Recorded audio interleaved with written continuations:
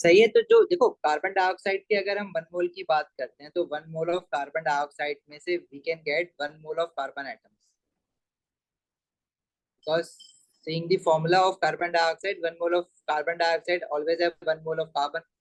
So if 4 gram of carbon dioxide is produced, it means how many moles of carbon dioxide are being produced? 4 divided by 44. So this will give you 0.09, 0.09. Yes.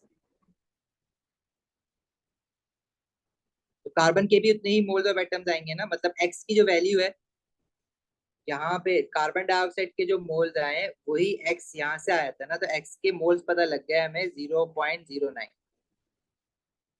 इसी तरह y की value कैसे निकालेंगे? देखो mass of water is 1.63 gram. In order to convert this 1.63 gram into mole, we have to divide it by the molecular mass of water, which is 18.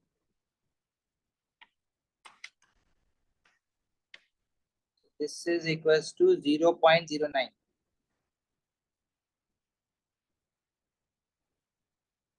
y/2 की value जो है ना वो 0.09 आ रही है, तो y would be 2 into 0.09। बताइए बात।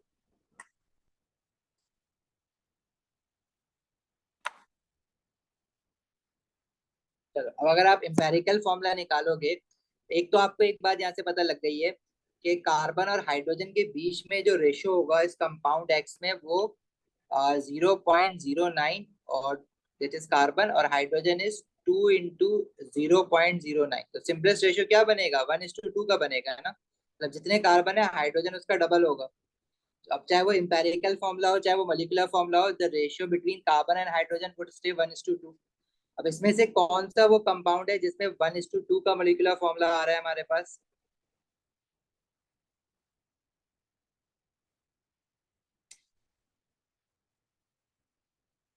देखो ए में 1:1 का है, बी में 2 और 2 कार्बन है, तो ये आपका क्या रेशियो सिमिलर हुआ ना, 1:1। अब ऑक्सीजन यहाँ पे अगर 1 है, 1 में, बी में हमारे पास ऑक्सीजन बेशक 1 है, लेकिन ये जो कार्बन और हाइड्रोजन है उनका रेशियो 1:2 नहीं बन रहा। ठीक है, now coming towards C and D. इसमें कार्बन और हाइड्रोजन का रेशियो सी में 1:2 है और डी में भी 1:2 है। अब प्रॉब्लम सिर्फ हमारे पास ये आएगा कि कार ऑक्सीजन डिसाइड करना है, ऑक्सीजन कितने होंगे। अब हमारे पास जो कंपाउंड एक्स दिया हुआ है that is 2 gram. Compound x का तो हमें मॉलिक्यूलर मास तो नहीं पता, क्योंकि हम पूरा मॉलिक्यूलर फॉर्मूला ही नहीं पता लगा पाए उसका। देखो एज पर इम्पेरिकल फॉर्मूला अगर मैं कार्बन का मास चेक करूं, कार्बन, इफ कार्बन है 0.09 में, तो उसका मास कितना हो जाएगा? Into 12, it would become 0.09 into 12, 1.08 gram carbon है।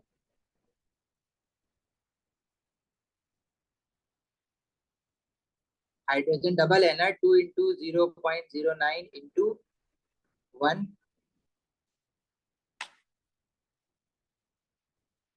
हाइड्रोजन का एटॉमिक मास 1 है, इसलिए 1 से मल्टीप्लाई किया, मोल्स को एम एटॉमिक मास से मल्टीप्लाई कर रहा हूँ ताकि मास बन जाए। तो hydrogen is 0.18 gram, this is hydrogen. Total carbon का मास इस पूरे कंपाउंड एक्स के फॉर्मूला में 1.08 ग्राम कार्बन होगा, तो 0.18 ग्राम हाइड्रोजन होगा।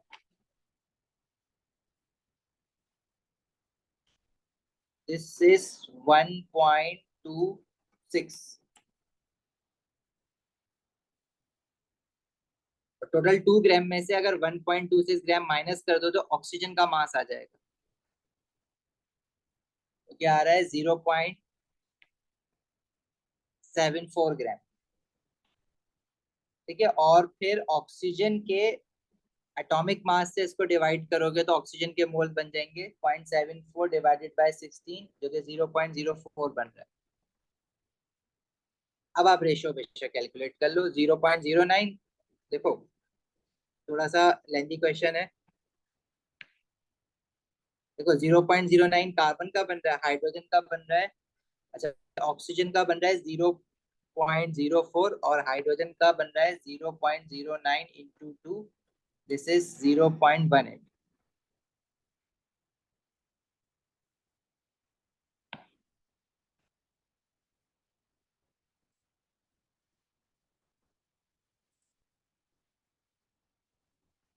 इनका अगर रेशियो लोगे तो वो क्या बनेगा, बस वो देखो।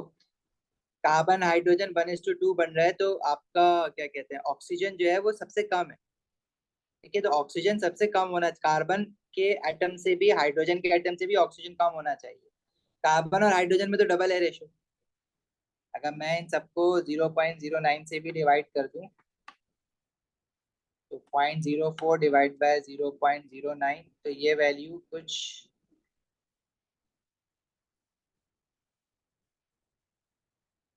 0.4 बनेगी। समझ आई बात? तो हमारे पास फिर एक ही ऑप्शन बचता है जिसमें ऑक्सीजन, कार्बन और हाइड्रोजन दोनों से कम है, तो वो 1 वाला option C.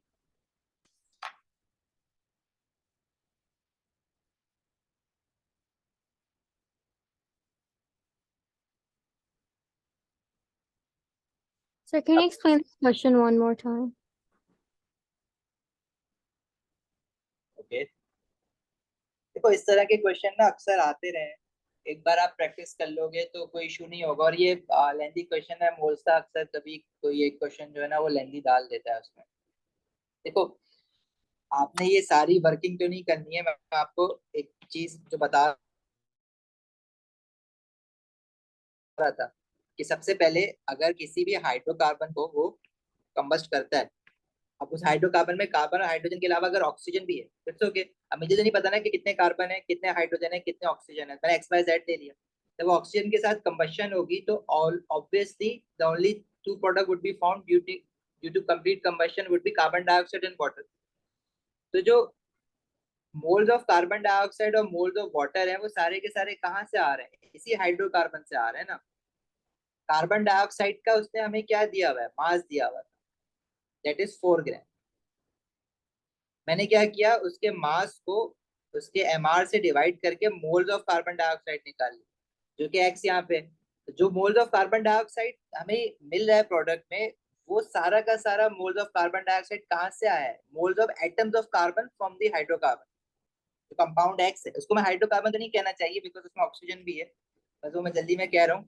But all of the moles of carbon dioxide should come from the moles of carbon atoms x जो है वैल्यू। तो अगर आपने कार्बन डाइऑक्साइड के मोल्स निकाल लिए, इसका मतलब है आपने उस कंपाउंड एक्स में कार्बन एटम के मोल्स निकाल लिए। इसी तरह अगर आपने वाटर के मोल्स निकाल लिए, जो कि 1.63 ग्राम वाटर का मास बना है, उसको डिवाइड बाई टी करोगे तो वाटर के मोल्स आ गए। तो आपने y/2 की वैल्यू निकाल ली ना, मतलब जो भी वाटर के मोल्स बन रहे हैं वो कंपाउंड एक्स में जो हाइड्रोजन है उसका हाफ बन रहा है। कंपाउंड एक्स में मोल्स ऑफ हाइड्रोजन एटम्स को जब आप हाफ करोगे तो मोल्स ऑफ वाटर बनते हैं। तो जो भी मोल्स ऑफ वाटर प्रोड्यूस्ड हुए हैं उसको मल्टीप्लाई बाय 2 करोगे तो moles of atoms of hydrogen in compound X आ जाएगा। ये बात समझ आई? Moles of carbon is equals to 4 divided by 44, जो कि मोल्स ऑफ कार्बन डाइऑक्साइड है, 0.09। मोल्स ऑफ वाटर हमारे पास आए थे 0.09।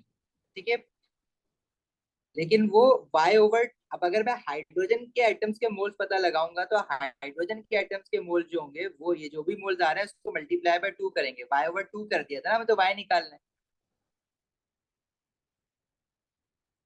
भाई। यहाँ तक सबको क्लियर है ये क्वेश्चन? Yes. ठीक है, तो ये मोल्स 0.18 मोल्स है। अब रह गया ऑक्सीजन के मोल्स। अब ऑक्सीजन के मोल्स मैं डायरेक्टली निकाल नहीं सकता हूँ क्योंकि मुझे कंपाउंड एक्स का उसने मास दिया हुआ है। मैंने बोला कि जो कार्बन के मोल्स हैं, मैं इसको अगर कार्बन के मास में कन्वर्ट कर दूं, मास ओवर एटॉमिक मास वाला फॉर्मूला लगा के, तो मास इसका कितना हो जाएगा, number of moles into air.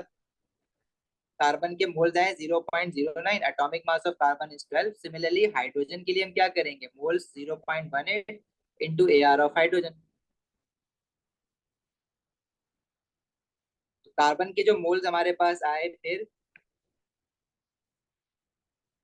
Y sorry जो मास आया वो 1.08 ग्राम आया। हाइड्रोजन का जो मास बना वो बना 0.18 ग्राम। और फिर ऑक्सीजन का मास रह गया। अब देखो कंपाउंड एक्स में कार्बन 1.08 ग्राम है, हाइड्रोजन 0.18 ग्राम है, ऑक्सीजन कितना है, हम in total mass compound x का हमें दिया हुआ है 2 ग्राम। उस 2 ग्राम में से हम माइनस कर देंगे कार्बन का मास और हाइड्रोजन का मास, तो ऑक्सीजन पता लग जाएगा उस कंपाउंड एक्स में कितना है, जो कि आ रहा है 0.74 ग्राम। तो ये बाकी इंपेरिकल फॉर्मूला आपको निकालना आता ही है। अगर मैं तो डायरेक्ट बता रहा था कि आप सिंपलेस्ट रेशियो कंपेयर कर लो, otherwise you guys know how to find the empirical formula. तो कार्बन का एटॉमिक मास से डिवाइड कर दो, हाइड्रोजन के ऑक्सीजन के फिर उनको जो स्मॉलेस्ट नंबर है उससे डिवाइड कर दो, वैसे भी इंपेरिकल फॉर्मूला आ जाएगा।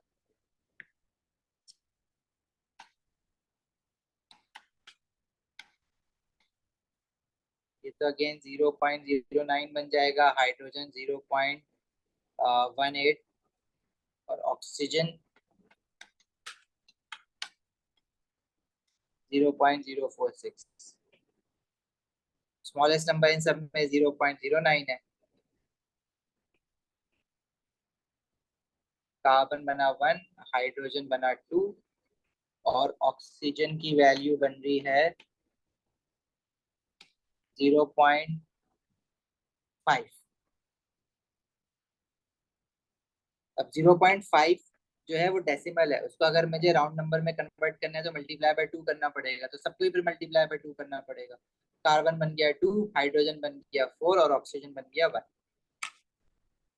बस एक स्टेप जो है ना वो डायरेक्ट कर रहा था, अगर वो नहीं समझ आ रहा तो आप एम्पेरिकल फॉर्मूला निकाल दो मासेस निकालने के बाद।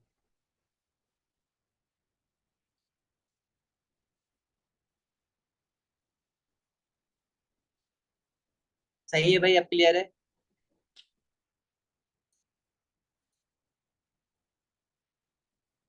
इस हिसाब से हमारा जो आंसर बन रहा है वो सी बन रहा है।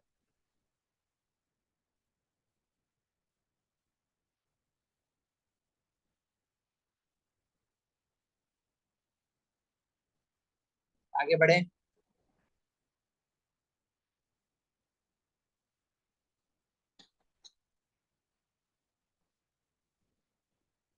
तो मेथड कॉपी जरूर कर लो, इस तरह के क्वेश्चन अक्सर आ जाते हैं और होता आसान है, सिर्फ कैलकुलेशन आता है इसमें।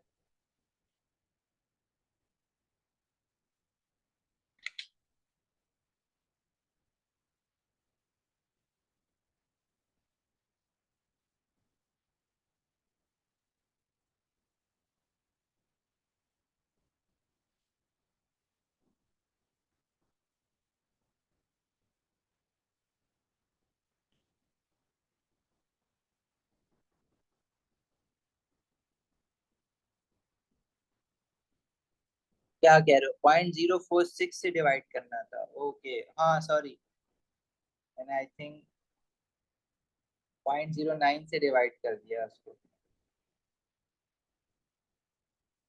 0.046 से डिवाइड करना है।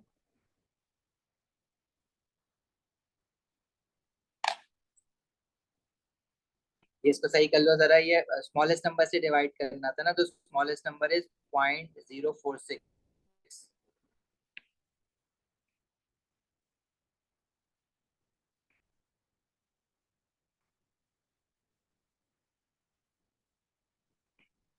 ऑक्सीजन बना 1 और हाइड्रोजन बनेगा पे 3.9 विच इज अराउंड 4 और कार्बन बनेगा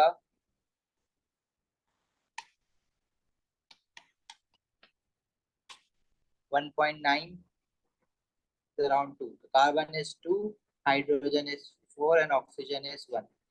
This is C2H4O. C, C इसका आंसर सही कर लो।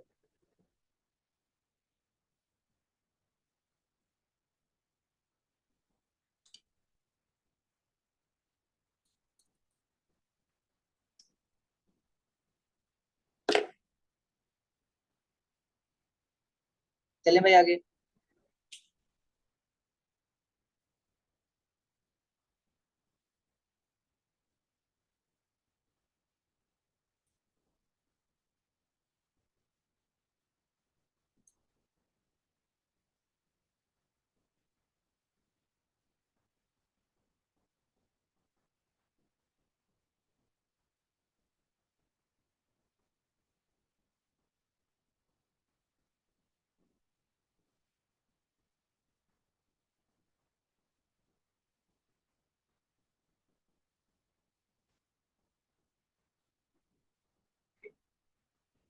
क्वेश्चन 4 कह रहा है for which molecule is a dipole moment 0।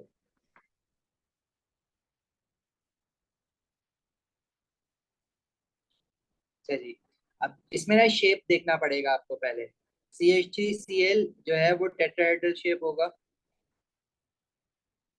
अब आप कहीं भी क्लोरीन लगा दो, कहीं भी हाइड्रोजन लगा दो, डजेंट मैटर, क्योंकि कार्बन और हाइड्रोजन के बीच में जो इलेक्ट्रोनेगेटिविटी डिफरेंस बहुत कम होता है, तो याद रखना कि इनके बीच में carbon hydrogen bond non polar होता है।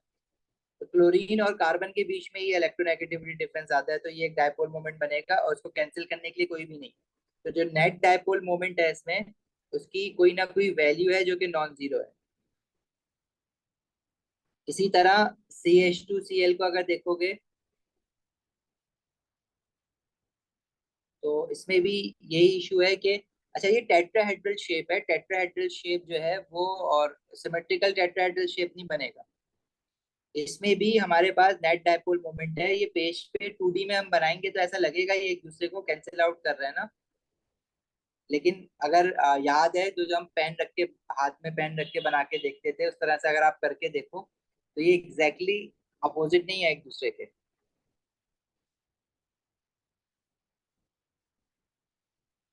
इसी तरह 3 क्लोरीन के साथ भी नेट डायपोल मोमेंट की कोई ना कोई वैल्यू आएगी, लेकिन ये जो CCl4 है ना, इसमें क्योंकि सारे ही डायपोल मोमेंट एक ही वैल्यू के हैं, सब में क्लोरीन लगा हुआ है ना, तो ये सारे फिर एक दूसरे को कैंसिल आउट करेंगे।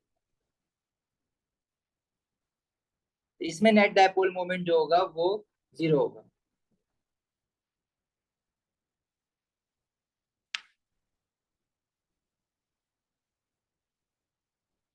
Tetrahedral, yes.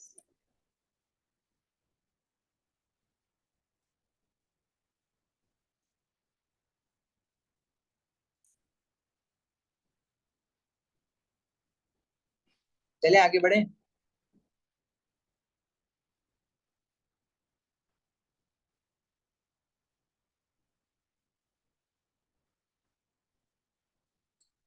Okay, with dot and cross diagram is for Al2Cl से, ये तो बहुत बार बनाई भी है आपने। बस इसमें आपने डेटिव बॉन्ड आइडेंटिफाई करना है कि इसमें सही बना हुआ है या नहीं बना हुआ, क्योंकि क्लोरीन अपना इलेक्ट्रॉन देता है एल्यूमिनियम को, और क्लोरीन का इलेक्ट्रॉन जो है वो सर्किल से बनाए हुए हैं। यहाँ पे ये वाला डेटिव बॉन्ड है, और दूसरा एल्यूमिनियम को ये वाला क्लोरीन बॉन्ड दे रहा है, ये भी डेटिव बॉन्ड है। बाकी सारे नॉर्मल कोवलेंट बॉन्ड बने हुए हैं क्लोरीन और एल्यूमिनियम के।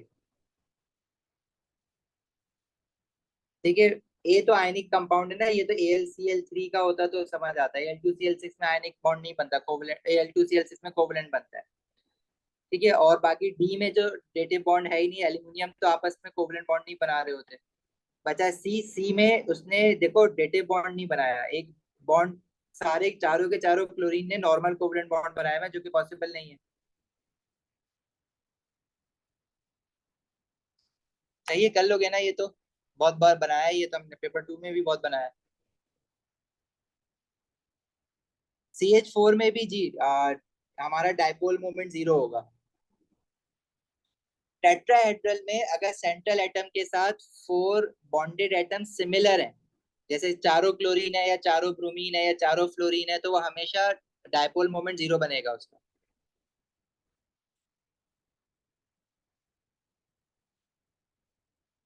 सिमिलरली अगर ट्रिगनल प्लेनर शेप है, उसमें भी अगर सेम बॉन्डेड एटम्स हैं तो डायपोल मोमेंट 0 बनेगा। ठीक है, एक बार वो केमिकल बॉन्डिंग वाले चैप्टर में सारी एग्जांपल रिवाइज कर लेना जो हमने पढ़ी थी डायपोल मोमेंट्स वाली। Question 6, the boiling point of some hydrogen halides are shown. What is the explanation for the trend in boiling point of hydrogen halide from HCl to hydrogen iodide? देखो, hydrogen fluoride इन्होंने इसमें नहीं डाला है, लेकिन अगर हम बॉइलिंग पॉइंट देखते हैं हैलाइड्स का, हाइड्रोजन हैलाइड्स का, hydrogen fluoride, hydrogen chloride, hydrogen bromide and hydrogen iodide, तो सबसे हाईएस्ट बॉइलिंग पॉइंट होता है। हाँ, Al2Cl6 का बॉन्डिंग की बात कर रहे थे ना, शेप तो नहीं पूछा था कहीं। अच्छा, हाइड्रोजन फ्लोराइड का हाईएस्ट बॉइलिंग पॉइंट होता है, फिर हाइड्रोजन क्लोराइड का कम होता है, हाइड्रोजन ब्रोमाइड का ज्यादा होता है और हाइड्रोजन आयोडाइड का और ज्यादा होता है। ये ट्रेंड जो है ना वो इस तरह से बनता है। हाइड्रोजन फ्लोराइड का क्यों इतना ज्यादा होता है? क्योंकि इसमें हाइड्रोजन बॉन्डिंग होती है, बाकी सब में डायपोल डायपोल मोमेंट्स है और van der Waals forces action में है। ठीक है, हाइड्रोजन आयोडाइड का बॉइलिंग पॉइंट इसलिए ज्यादा है क्योंकि इसमें हमारे पास वैन डर वाल्स फोर्सेस या temporary dipole induced dipole forces ज्यादा हैं, या instantaneous dipole induced dipole forces ज्यादा हैं, क्योंकि नंबर ऑफ इलेक्ट्रॉन ज्यादा है आयोडीन के पास। सही है। तो वो आपसे ये पूछ रहा है कि बॉइलिंग पॉइंट इंक्रीज क्यों हो रहा है। तो बॉइलिंग पॉइंट इंक्रीज होने का रीजन इनका कोवलेंट बॉन्ड तो नहीं है ना, कोवलेंट बॉन्ड का तो कुछ लेना देना नहीं होता, वो तो बॉन्ड इंथैल्पी बताता है। बॉइलिंग पॉइंट तो इंटरमोलिकुलर फोर्सेस की वजह से ना, सिंपल कोवलेंट मॉलिक्यूल है। तो bond energies of hydrogen halide increases. पहली बात तो बात ही गलत लिखी हुई है, बॉन्ड एनर्जी डिक्रीज होती है, HCl की बॉन्ड एनर्जी ज्यादा होगी, HBr की कम होगी और हाइड्रोजन आयोडाइड की और कम होगी। और दूसरी बात के बॉइलिंग पॉइंट देखते वक्त हम बॉन्ड एनर्जीज को थोड़ी देखते हैं, हम तो डायपोल्स को या इंटरमोलिकुलर फोर्सेस को देखेंगे। There is an increase in strength of the intermolecular forces of attraction, ये बात सही है। The intermolecular hydrogen bond become stronger. Hydrogen bonding सिर्फ हाइड्रोजन फ्लोराइड में होती है और हाइड्रोजन फ्लोराइड तो यहाँ पे है ही नहीं। हाइड्रोजन बॉन्डिंग कब होती है? When hydrogen is directly covalently bonded with either nitrogen, oxygen और फ्लोरीन। तो HCl HBr और HI में तो हाइड्रोजन बॉन्डिंग है ही नहीं, तो सी तो ऐसी गलत है। There is an increase in bond polarity. Bond polarity की वजह से इंटरमोलिकुलर फोर्सेस ऑब्वियसली अफेक्ट होती हैं, लेकिन इंटरमोलिकुलर फोर्सेस बॉन्ड पोलैरिटी की अगर हम बात करें ना, तो सबसे ज्यादा पोलर बॉन्ड इसमें HCl का है, क्योंकि क्लोरीन और हाइड्रोजन के बीच में इलेक्ट्रोनेगेटिविटी डिफरेंस ज्यादा है, ब्रोमीन की इलेक्ट्रोनेगेटिविटी कम है, तो इसका जो डायपोल मोमेंट है वो कम है। हाइड्रोजन आयोडाइड का डायपोल मोमेंट और भी कम है। तो ये तो पहली बात तो ये इसने बात ही गलत की हुई है कि बॉन्ड पोलैरिटी इंक्रीज हो रही है, इंक्रीज नहीं हो रही, बॉन्ड पोलैरिटी HCl से हाइड्रोजन आयोडाइड में डिक्रीज हो रही है।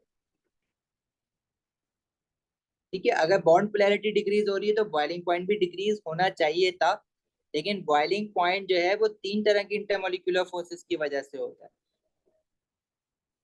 टेम्परेरी डायपोल इंड्यूस्ड डायपोल जो कि इंक्रीज हो रही है, वैन डर वाल्स फोर्सेस तो इंक्रीज हो रही है ना, क्योंकि आयोडीन के पास नंबर ऑफ इलेक्ट्रॉन्स ज्यादा है। हाँ, dipole dipole moment forces decrease हो रही है और हाइड्रोजन बॉन्डिंग तो है ही नहीं। तो हमारे पास वैन डर वाल्स फोर्सेस वाला या इंटरमोलिकुलर फोर्सेस ओवरऑल इंक्रीज हो रही है इसमें, इसलिए हाइड्रोजन आयोडाइड का बॉइलिंग पॉइंट ज्यादा है as compare to HCl and HBr। Clear है ये बात?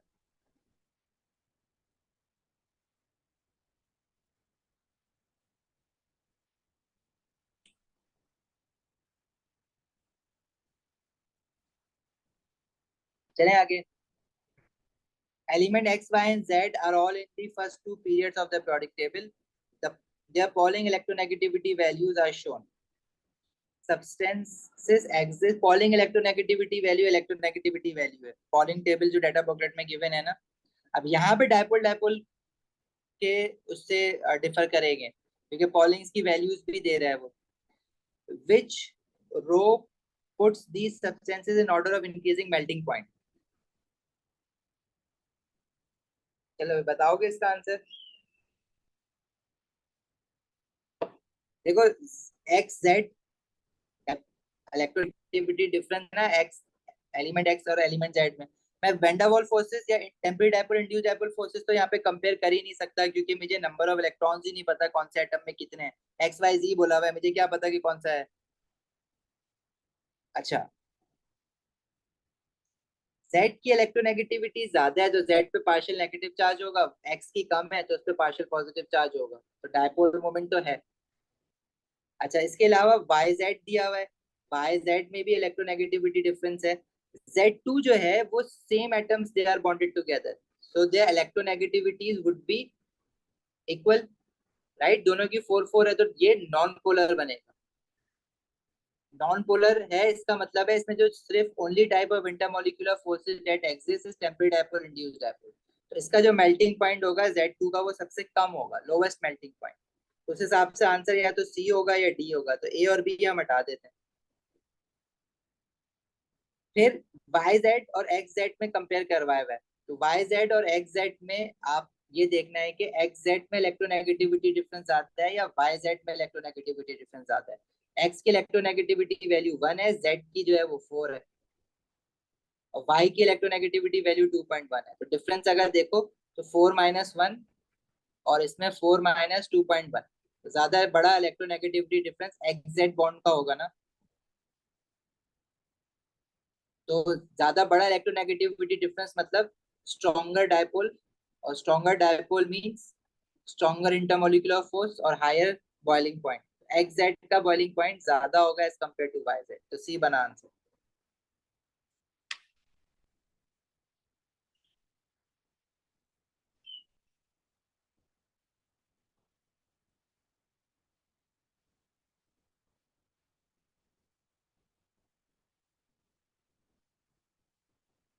चले आगे। Equation for the reaction 1 is shown. What is the correct expression for the enthalpy change of reaction 1? हाँ भाई, ये है काम का क्वेश्चन।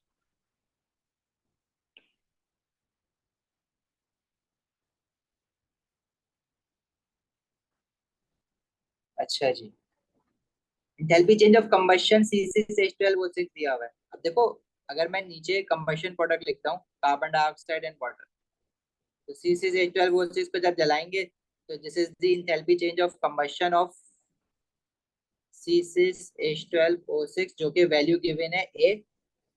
कार्बन डाइऑक्साइड की तो कंबशन नहीं होती ना, कार्बन डाइऑक्साइड तो फाइनल प्रोडक्ट है कंबशन का ऑलरेडी। लेकिन ये जो C2H5OH है, इथेनॉल, इसकी इंथैल्पी चेंज ऑफ कंबशन अभी 2 मोल्स है। अब इसकी 1 मोल की enthalpy change of combustion be the हुई है, तो कितना हो जाएगा 2B। बाकी इसमें हैसेस लॉ लगा दो। Enthalpy change of a reaction निकालना है ना, ये वाली चीज। ठीक है, तो this would be A - 2B is equal to enthalpy change of a reaction. ऐसे तो लगा रहे हैं ना, पहला वाला एरो नीचे जा रहा है हमारे एरो के साथ, दूसरा वाला अपोज कर रहा है तो वो माइनस में ले लिया। पोलैरिटी, बॉन्ड पोलैरिटी अगर बढ़ेगी तो डायपोल ज्यादा स्ट्रॉन्गर होंगे, तो डायपोल ज्यादा स्ट्रॉन्गर होंगे तो temporary permanent dipole dipole forces ज्यादा स्ट्रॉन्गर है, तो उनको ब्रेक करने के लिए ज्यादा एनर्जी चाहिए, ज्यादा एनर्जी चाहिए तो हायर बॉइलिंग पॉइंट होगा या मेल्टिंग पॉइंट होगा। सही है भाई, क्वेश्चन 8 समझ आया सबको?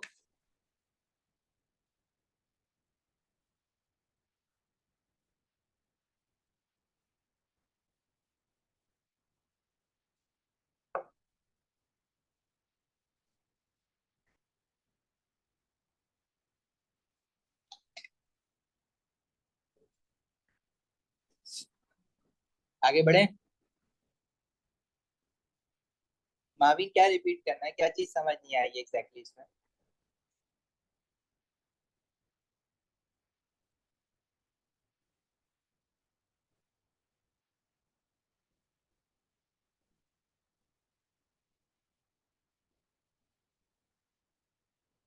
माविन,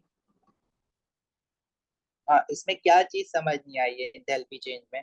साइकिल समझ नहीं आ रहा या फिर हैसेस लॉ कैसे लगाया वो समझ नहीं आ रहा?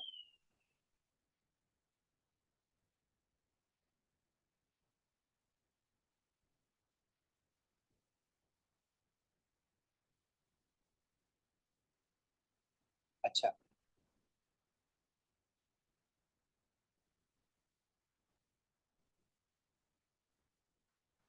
देखो हम लोग ये क्वेश्चन शॉर्टकट से भी करते हैं ना। इंथैल्पी चेंज निकालने के लिए अगर कंबशन का डाटा गिवन है तो हम enthalpy of reactant minus enthalpy of product करते हैं। अब रिएक्टेंट पे C6H12O6 की इंथैल्पी दी हुई है ए, माइनस प्रोडक्ट का जो इंथैल्पी चेंज दिया हुआ है वो दिया हुआ है बी, लेकिन जो प्रोडक्ट में C2H5OH है वो 2 मोल्स है, तो उसको 2B करेंगे। सिंपल। अगर आप शॉर्टकट से करते थे क्वेश्चन तो ऐसे करोगे, साइकिल बनाओगे तो नीचे जैसे करा है वो करेंगे। अब बताओ।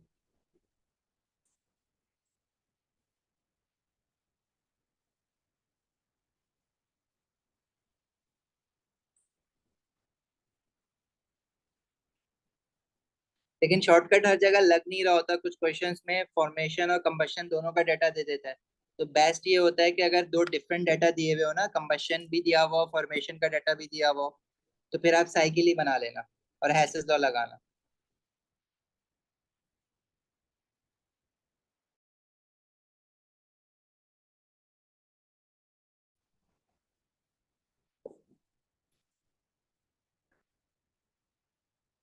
रिएक्शन इक्वेशन दी हुई है और कहा हुआ है कि एंडोथर्मिक रिएक्शन है।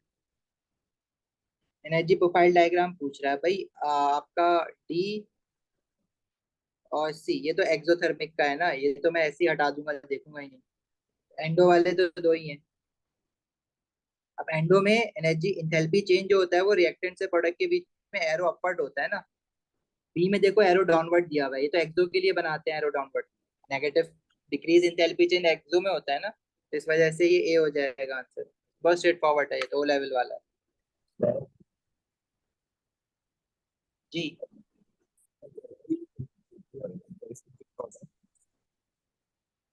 आवाज नहीं आई है, दोबारा पूछो। पेपर बंद होता है उसमें ट्राई करूंगा।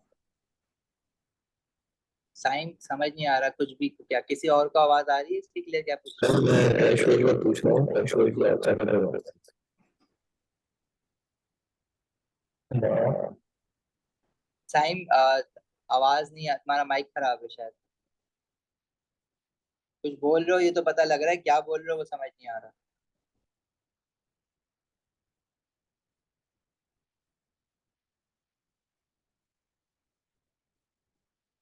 टाइप कर दो।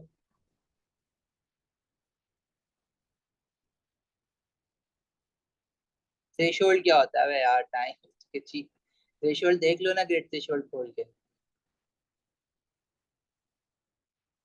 थ्रेशोल्ड हर पेपर का अलग अलग होता है, लेकिन आप ट्राई करो, आपके 40 से 40 हैं, थ्रेशोल्ड पूछ के क्या फायदा है अभी।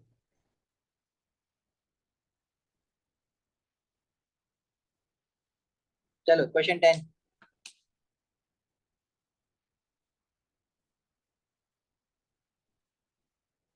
Two half equation are shown. The equation for the reaction between magnet 7 ions and sulfide ion is shown. Which statement are correct? अच्छा देखो, वो जो आपके सेक्शन बी के 2022 से पहले जो पेपर्स हैं उसमें आपको सेक्शन बी भी मिलेगा, जिसमें 1 2 3 ऑप्शंस होते थे। अब वो 1 2 3 ऑप्शन वाले कंपलसरी होते थे, आखिर के 10 तो वो आते ही थे। लेकिन अब उन्होंने सेक्शन बी हटा दिया है, तो अगर वो 1 2 3 वाला क्वेश्चन देगा तो इस तरह से दे सकता है वो आपको। तो जब आप प्रैक्टिस कर रहे हो अपने ईयरली, तो वो 1 2 3 वाले क्वेश्चंस भी करना प्रैक्टिस।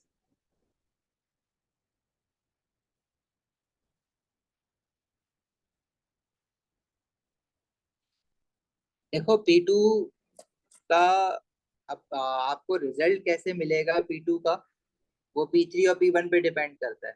ठीक है, आपका जो जितना भी पुराना स्टूडेंट्स का डाटा है उसके हिसाब से कंपेयर किया जाएगा कि भाई जिनके पेपर 3 में ये रिजल्ट बनता था, पेपर 1 में ये बनता था, तो पेपर 2 में उनका कितना बनता था यूजुअली। तो उस हिसाब से आपको दिया जाएगा, जो कि थोड़ा अनफेयर भी है, लेकिन तरीका यही है हमारे पास। वो जो कैम्ब्रिज का तरीका जो वो फॉलो करने वाले हैं, वो एक ही तरीका होता है। तो आपने P1 अच्छे से अच्छा करने की कोशिश करनी है, जिनका प्रैक्टिकल नहीं हुआ उनको प्रैक्टिकल अच्छे से अच्छा करने की कोशिश करनी है।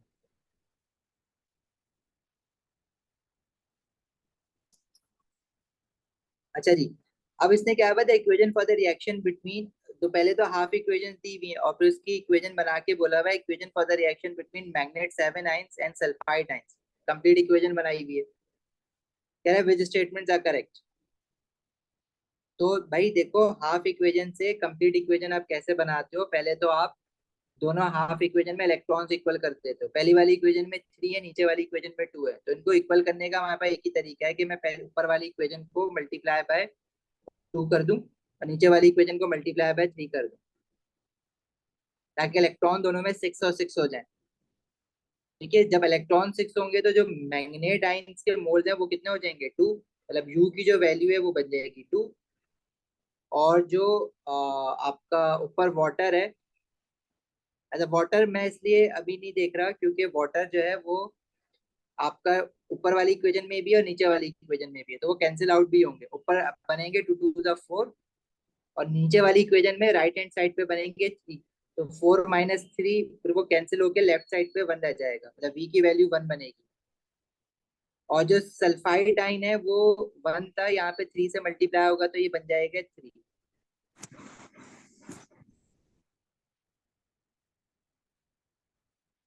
ठीक है। अच्छा, इसी तरह से राइट हैंड साइड पे MnO2 जो है वो बनेगा 2, और जो सल्फेट आइन है नीचे वाली इक्वेशन में वो बनेंगे 3। और जो Z है वो हाइड्रोक्साइड आइन जो है वो ऊपर वाली इक्वेशन में भी है, नीचे वाली इक्वेशन में भी है। ऊपर वाली इक्वेशन में वो हो जाएंगे 4 2 8, और नीचे वाली इक्वेशन में लेफ्ट हैंड साइड पे भी हाइड्रोक्साइड आइन है ना, वो हो जाएंगे 6। तो राइट हैंड ऊपर वाली इक्वेशन में राइट हैंड साइड पे 8 है और नीचे वाली इक्वेशन में हाइड्रोक्साइड आइन 6 है। तो वो फिर सिर्फ राइट साइड पे रह जाएंगे, 8 माइनस 6 2 रह जाएंगे, मतलब Z की वैल्यू जो होगी वो 2 होगी। तो मतलब U की वैल्यू 2 आ रही है, X की वैल्यू भी 2 आ रही है और Z की वैल्यू भी 2 आ रही है। तो जो पहली स्टेटमेंट है U X और Z इक्वल है, तो हाँ ये इक्वल है। Sir, can you do this in another way? That the resultant equation we can try making manganese and sulfase oxidation state the same, and then the charges and then the hydrogen ions, how it's done in the book? um, that's the same method we are discussing, because if they have given you half equation and you want to balance it, if two half equations are given, so there is no need to use that method, flip flop method जो आप कह रहे हो। ठीक है, Sir, उसमें तो आप बोलो बच्चे, क्वेश्चन कंप्लीट करो। I said I find that method comfortable. Okay, आप आंसर बताओ, इससे क्या आ रहा है, सेम आ रहा है? Yes, sir. ओके, अच्छा, but won't it be lengthier here? It is, sir, but I prefer that. Okay, चलो, what about statement 2, manganese is reduced to oxidation state of +4। Manganese first equation में उसकी oxidation state निकालो और right side पे उसकी oxidation state निकालो, check कर लो कि डिक्रीज इन ऑक्सीडेशन स्टेट हो रहा है। और राइट हैंड साइड पे देखो, लेफ्ट हैंड साइड पे मैग्नेट आयंस है ना, MnO4 -1। मैंगनीज की ऑक्सीडेशन स्टेट इसमें कितनी बन रही है? This is +7, no not +7, go to the -8, इस +7।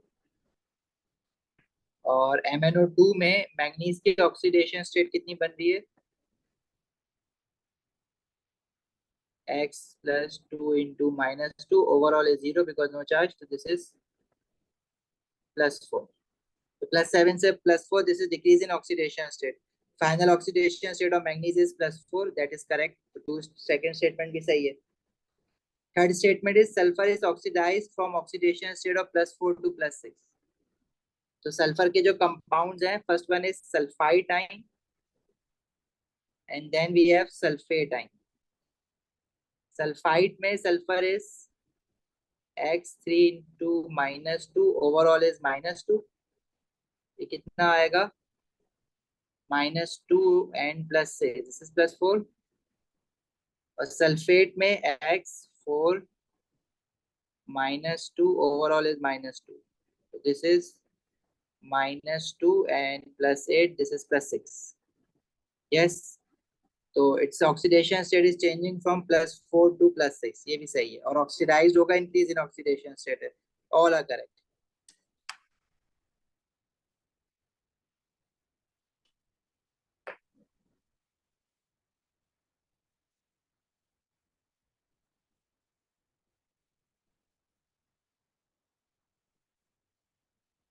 ठीक है, आगे बढ़े।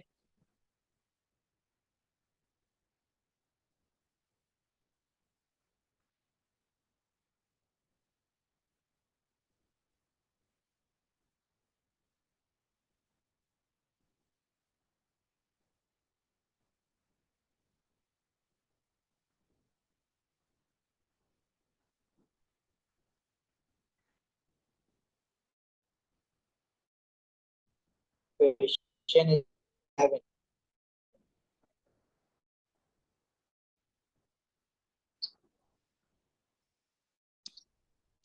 ब्रोमाइड एक्वस है। जो आपके रिएक्टेंट्स है हाइड्रोजन ब्रोमाइड, हाइड्रोजन पेरोक्साइड, वो भी एक्वस है, राइट। और H पॉजिटिव आइन है। तो अच्छा जी, विच रो इज करेक्ट?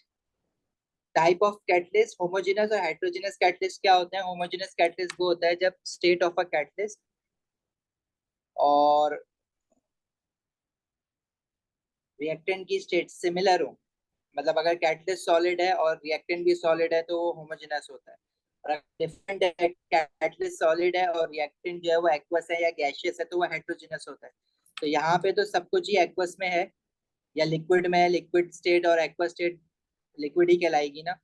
और हाइड्रोजन पेरोक्साइड भी एक्वस है, और ब्रोमाइड आयन जो कि एज अ कैटलिस्ट यूज हो रहा है वो भी एक्वस है, तो ये तो होमोजेनस है, ठीक है। और स्टेप वन में क्या कह रहा है, ब्रोमाइड आयन के साथ क्या हुआ है, ब्रोमाइड आयन -1 से 0 हुई है ना ऑक्सीडेशन स्टेट, तो ब्रोमाइड -1 से 0 हुआ है, तो this is increase in oxidation state. Increase in oxidation state means oxidation, तो ब्रोमाइड आयंस क्या हुए, ऑक्सीडाइज हुए। C is the answer.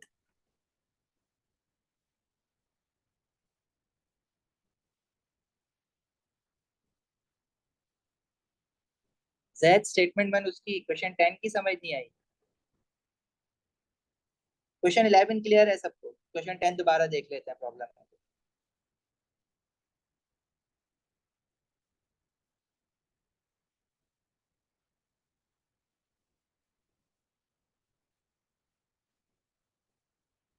Question 11 clear है, आगे बढ़ूं, क्वेश्चन 10 पे वापस जाऊं दोबारा।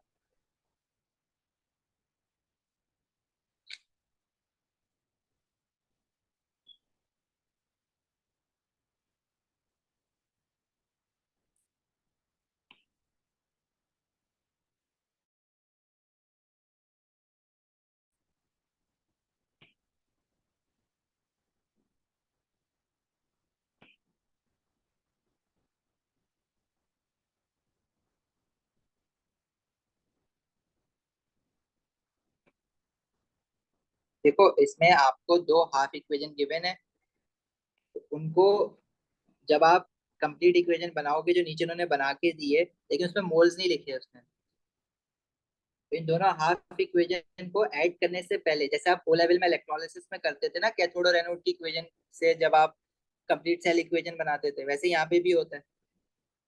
नंबर ऑफ इलेक्ट्रॉन्स ऊपर वाली इक्वेशन में 3 है, नीचे वाली इक्वेशन में 2 है, हमें इक्वल करना है, तो मैं पहली वाली इक्वेशन को मल्टीप्लाई बाय 2 करूंगा और नीचे वाली इक्वेशन को मल्टीप्लाई बाय 3 करेंगे।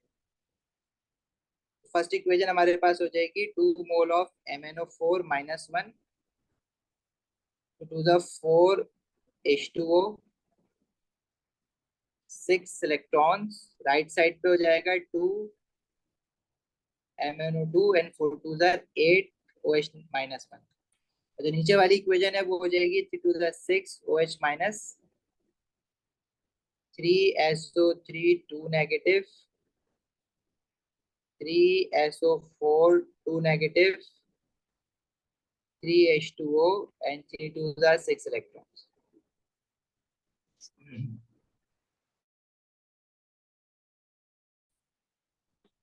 फिर हम करते क्या है, जो इलेक्ट्रॉन्स हैं वो इक्वल हो गए तो वो कैंसिल आउट हो जाएंगे। अब दोनों इक्वेशन की लेफ्ट साइड और राइट साइड आप ऐड कर देते हो, तो ऊपर वाली इक्वेशन में वी हैव 2 MnO4 माइनस, अच्छा वाटर जो है ना ऊपर वाली इक्वेशन में we have 4 moles of water, और नीचे वाली इक्वेशन में we have 3 moles of water, तो they will also cancel out, but on left hand side you will be left with 1 mole of water ना, 4 माइनस 3 वुड बी 1।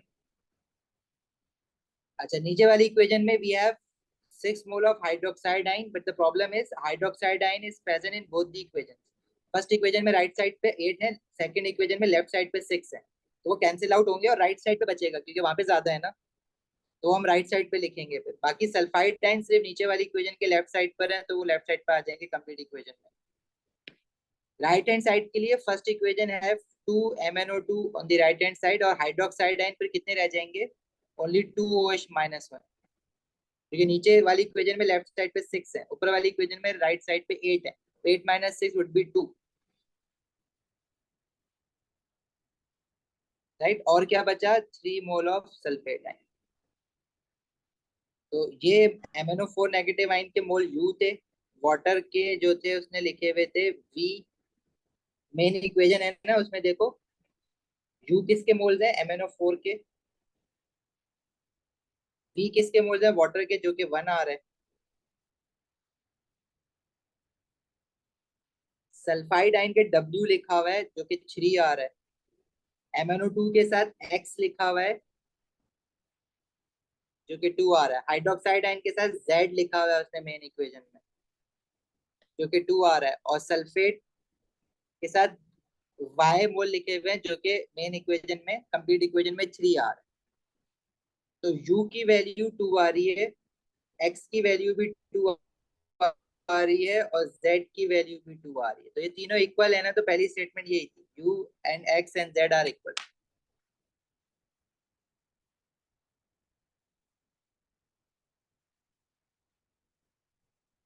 क्लियर है Z?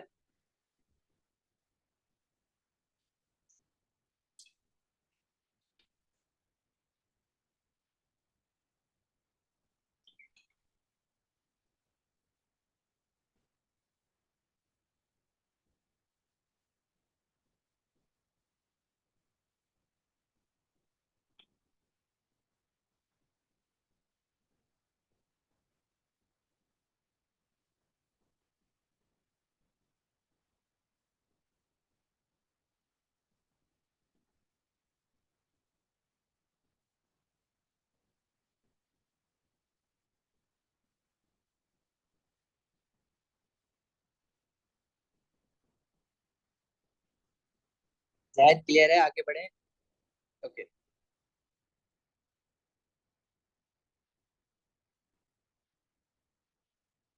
Question 12।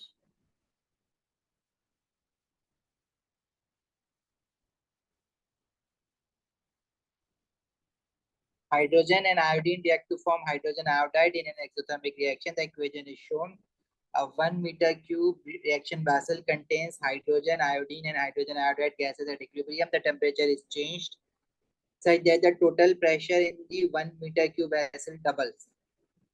ठीक है, temperature change किया है।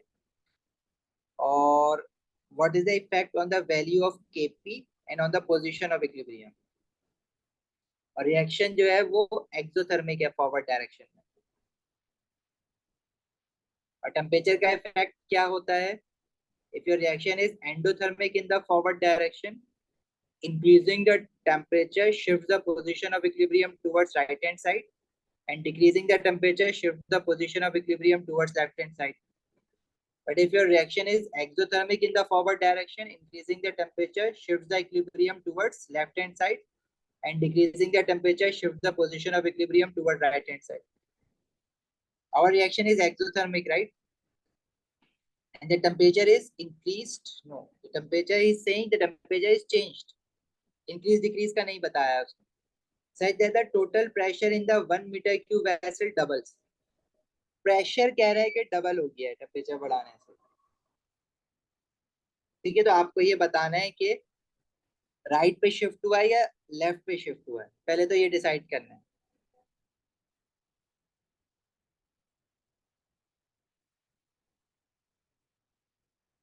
बताओगे कोई?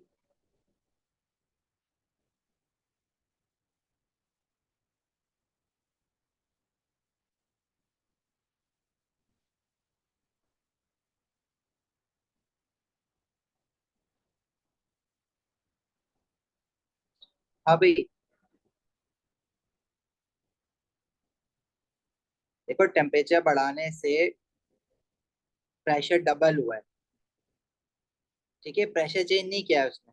Pressure अगर चेंज करोगे तो इस पोजीशन ऑफ इक्विलिब्रियम पे कोई फर्क ही नहीं पड़ेगा। क्यों? क्योंकि number of moles of gases left और राइट दोनों जगह पे इक्वल है। पहली बात।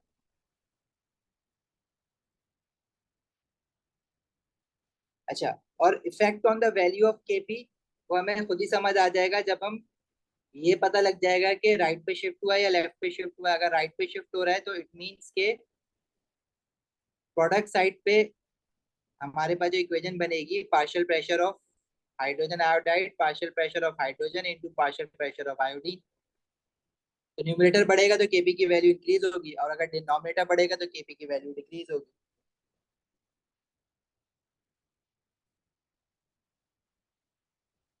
समझ आ रही है बात या नहीं?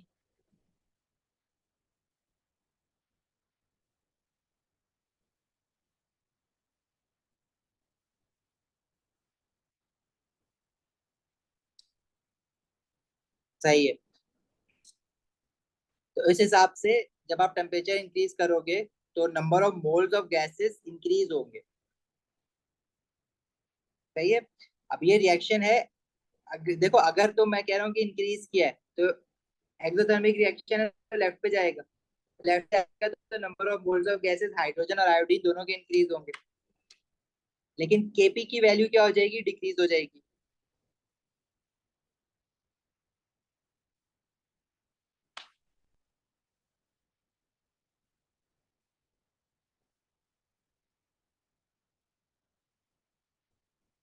बताइए बात, कंफर्म करो तो आगे बढ़ते हैं, और आंसर बताओ क्या बनेगा फिर उसके हिसाब से।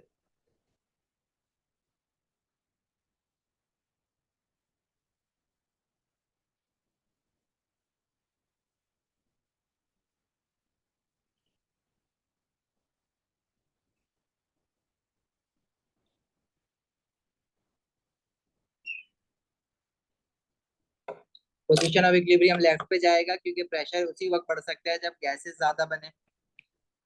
लेफ्ट हैंड साइड पे दो तरह की गैसेस हैं, position of equilibrium will shift toward left hand side. जब वो लेफ्ट पे जाएगा तो प्रोडक्ट कम होगा, तो partial pressure of gas on the product side will decrease. तो न्यूमरेटर डिक्रीज हो रहा है तो केपी की वैल्यू क्या हो जाएगी, डिनोमिनेटर इंक्रीज हो रहा है न्यूमरेटर डिक्रीज हो रहा है तो केपी विल डिक्रीज।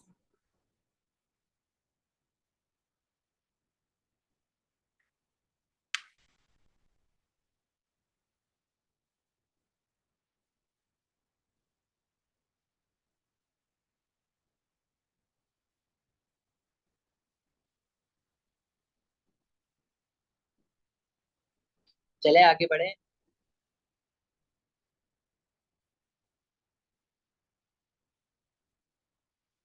माविन ये तो आपको खुद डिसाइड करना है कि टेम्परेचर इंक्रीज हुआ है या डिक्रीज हुआ है। देखो टोटल प्रेशर इंक्रीज तब होगा अगर हम कह रहे हैं कि वॉल्यूम कांस्टेंट है। लॉज, गैस लॉज लगा लो ना, pressure is inversely proportional to volume होता है जब टेम्परेचर कांस्टेंट है। Temperature is directly proportional to volume होता है when pressure is constant. Temperature is directly proportional to pressure when volume is constant. Right now volume is constant because 1 metre cube पहले था, वैसे अब भी 1 मीटर क्यूब का ही है। तो it means we are studying the effect between temperature and pressure. तो if pressure is doubled it means temperature must have doubled. Temperature बढ़ा है तभी तो प्रेशर बढ़ा है ना। टेम्परेचर इंक्रीज हुआ है, और इंक्रीज हुआ है एक्सोथर्मिक है तो लेफ्ट पे जाएगा, प्रोडक्ट ज्यादा बनेगा, और सॉरी रिएक्टेंट ज्यादा बनेगा, और केपी की वैल्यू डिक्रीज होगी।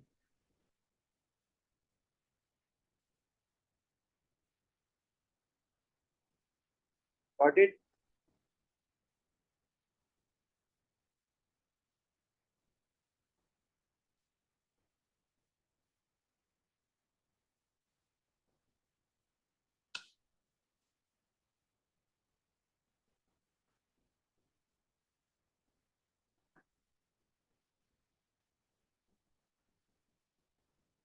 मावीन हो गया, आगे बढ़े चलो।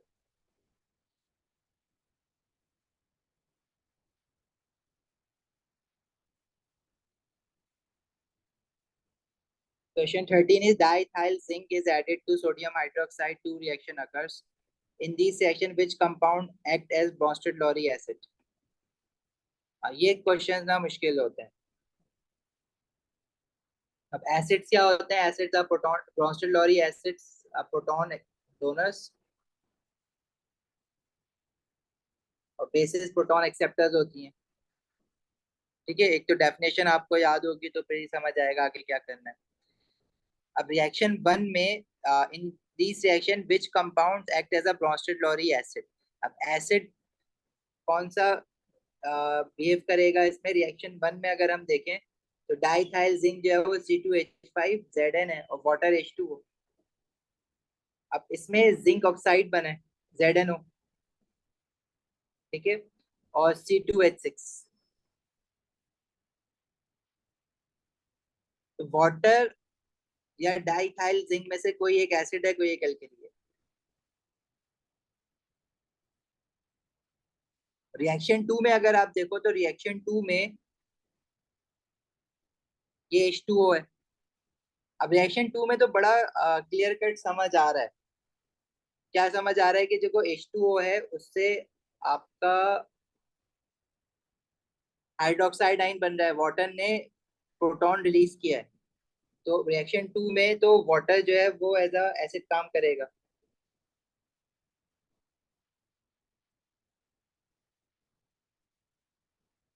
रिएक्शन 1 में थोड़ा सा डिसाइड करना पड़ेगा, सोचना पड़ेगा रिएक्शन 1 के लिए, क्योंकि रिएक्शन 1 में ऑक्सीजन जो गया है जिंक के पास वो वाटर से ही जाएगा। तो ऑब्वियसली हाइड्रोजन इसने लूज करे हैं तो ही तो जिंक के पास गया है ना ऑक्सीजन। तो यहाँ पे भी वाटर ही एज एसिड काम करेगा, दोनों में वाटर होगा। अब ये एक चैलेंजिंग क्वेश्चन है, ये अक्सर गलत हो जाता है, ब्रॉन्स्टड लॉ और एसिड और बेस सेलेक्ट करना।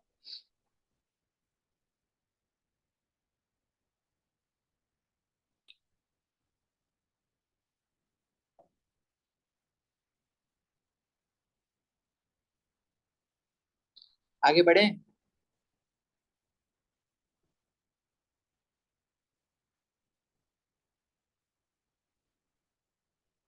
क्वेश्चन 14 आप लोग बता दो आंसर इसका। Which statement about atoms and molecules is correct? Statement 1 तो molecular formula of a compound is the simplest whole number ratio, तो बिल्कुल ही गलत है। वो मॉलिक्यूलर फॉर्मूला थोड़ी ना होता है, सिंपलेस्ट रेशियो क्या होता है? Empirical formula. 1 mole of any substance contains 6 exponent 23 atoms, Avogadro number. अब सब्सटेंस डिपेंड करते हैं ना क्या है, अगर 1 मोल ऑफ सोडियम एलिमेंट है तो हाँ उसमें 6 एक्सपोनेंट 23 एटम्स होंगे सोडियम के। लेकिन अगर 1 मोल ऑफ सब्सटेंस आपका लेट से कार्बन डाइऑक्साइड मॉलिक्यूल है तो उसमें फिर 6 एक्सपोनेंट 23 एटम्स थोड़ी होंगे, उसमें तो कार्बन डाइऑक्साइड के मॉलिक्यूल 6 एक्सपोनेंट 23 होंगे। और उसमें अगर एटम्स काउंट करने बैठेंगे तो कार्बन का 1 मोल में टोटल एटम्स हो जाएंगे 6 एक्सपोनेंट 23, कार्बन और ऑक्सीजन के हो जाएंगे 2 इंटू 6 एक्सपोनेंट 23। टोटल कंबाइन होके ये टोटल एटम्स बनेंगे इसके। तो सब्सटेंस इसने लिखा हुआ, सब्सटेंस तो कुछ भी हो सकता है ना, एलिमेंटल फॉर्म भी हो सकती है, कोई कंपाउंड भी हो सकता है, इसलिए भी गलत है।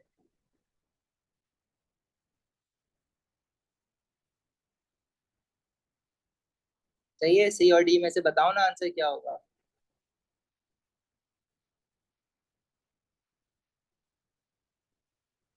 The relative atomic mass of an element is the ratio of the average mass of one atom of the element. Ratio of the average mass of one atom. Ratio of the average mass of all the isotopes होते हैं। Relative atomic mass of an element एक तो ratio नहीं होता पहली बात। हाँ ratio तो नहीं होता, it is the average mass of all the isotopes of an element compared to carbon 12 isotope. ये तो रेशियो नहीं होता, ऊपर से रेशियो का क्या मतलब, और वन एटम थोड़ी, सारे आइसोटोपिक मासेस होते हैं उसमें, उनका एवरेज होता है। सही है Ayesha. The relative formula mass of a compound is the sum of the individual atomic masses of all the atoms in the formula। हाँ ये सही है। अगर मुझे सोडियम क्लोराइड का मोलिकुलर मास निकालना है तो मैं इंडिविजुअल एटम्स का एटॉमिक मास ऐड करूंगा ना, सोडियम 23 इंटू 1 और क्लोरीन एक है तो 35.5 इंटू 1 का। इसी तरह कार्बन डाइऑक्साइड के लिए कार्बन का 1 एटम 1 इंटू 12 और ऑक्सीजन 2 इंटू 16। यही सही है।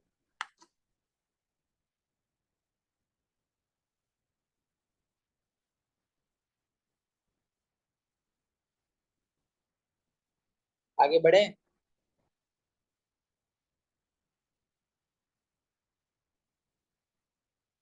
15।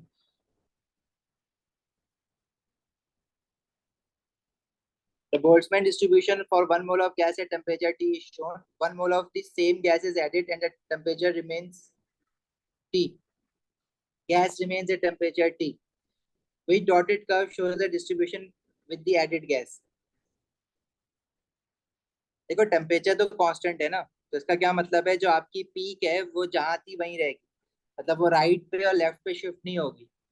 हाँ, ऊपर नीचे होने का रीजन हो सकता है वो ज्यादा गैस हो गई है, अब तो नंबर ऑफ मॉलिक्यूल ज्यादा है ना, सेम टेम्परेचर पे है, तो मतलब जितने भी मॉलिक्यूल्स आपके, अगर 2 जूल्स की एनर्जी पे जो मॉलिक्यूल्स थे गैस वन में, अब कुछ 2 जूल्स की एनर्जी पे गैस टू के भी तो कुछ मॉलिक्यूल्स होंगे, लेकिन जो मैक्सिमम एनर्जी है उनके पास, मैक्सिमम एनर्जी जो क्या रिप्रेजेंट करती है, most of the molecules have this much of energy, जो कि मीन एनर्जी होती है।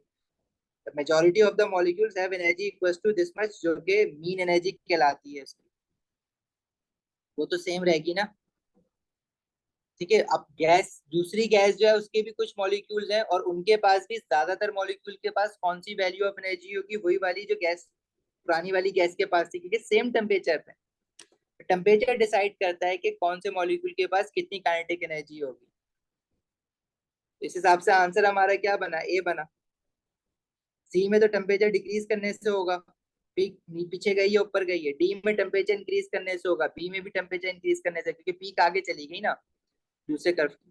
तो नया कर्व अब जो बनेगा उसकी पीक और पुराने कर्व की पीक सेम होनी चाहिए, क्योंकि most of the molecule will have energy equal to the same amount which was there previously in the gas one, because temperature is constant.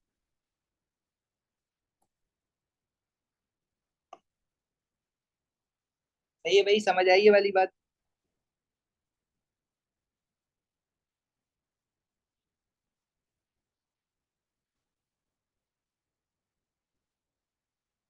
आगे बढ़े।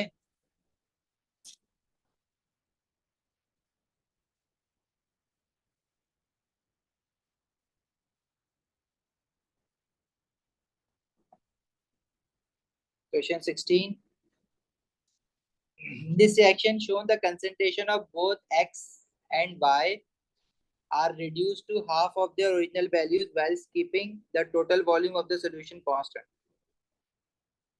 Okay. Simultaneously, the temperature increased from 298 to 348 Kelvin, which prediction is definitely true.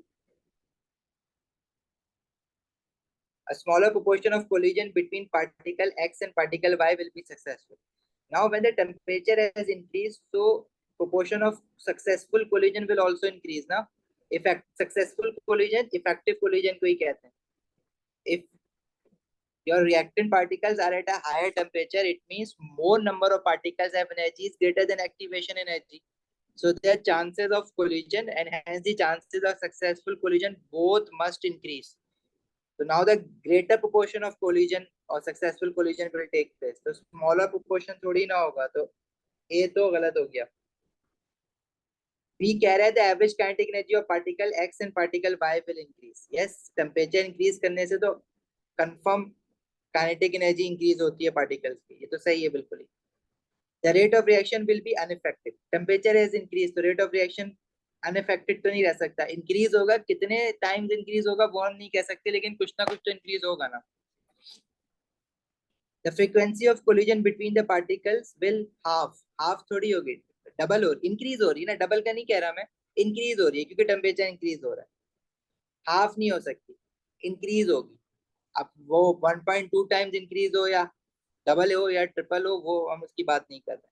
वैसे temperature double होता है तो successful collision by rule of thumb frequency of effective या successful collision double हो जाती है, लेकिन टेम्परेचर इंक्रीज तो हुआ है लेकिन डबल तो नहीं हुआ, लेकिन हाफ तो नहीं हो सकती ना, कोलिजन कोलिजन तो बढ़ेंगी, तो इस हिसाब से बी बचा हमारे पास। क्वेश्चन 17 पुराना क्वेश्चन है, रिपीट हुआ है, बताओगे answer. A student investigated the chloride of period 3. This is what a student wrote down as a record. The compound was a white crystalline solid. ठीक है, it means period 3 की जो chloride है वो सोडियम क्लोराइड हो गई, magnesium chloride हो गई, एल्यूमिनियम क्लोराइड हो गई, phosphorus chloride, silicon chloride and so on. It is dissolved easily in water to give a solution of pH 12. Okay. pH 12 मतलब एल्कलाइन सोल्यूशन दे रहा है। अब हमने ये देखा है कि हमारे पास जितनी भी pH 3 की क्लोराइड है, सोडियम क्लोराइड न्यूट्रल सोल्यूशन देता है pH 7।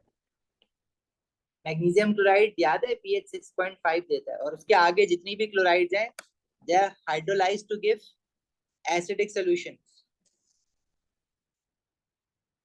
ठीक है, तो यहाँ पे तो बात ही बड़ी गड़बड़ सी हो गई ना। तो pH 12 वाली बात जो है ना वो हजम नहीं हो रही है मुझे।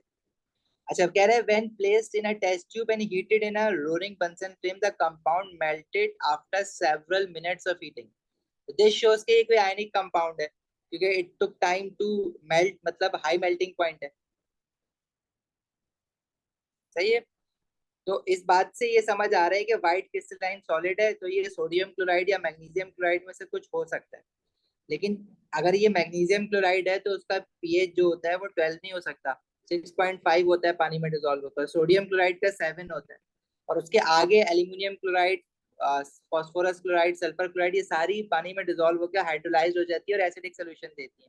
pH 12 तो अल्कलाइन है, तो ये वाली जो स्टेटमेंट है, ये pH 12 वाली बात जो है ना, ये गलत लिख दी है इसने। तो at least one of the recorded observation is correct. अब वो कौन सी इनकरेक्ट है? pH 12 वाली बात। ये रिपीटेड क्वेश्चन है, पहले भी आ चुका है।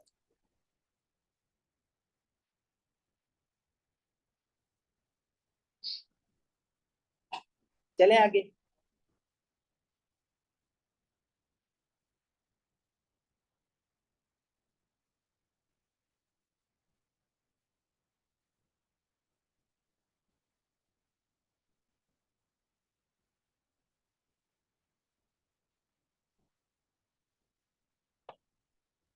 क्वेश्चन 18,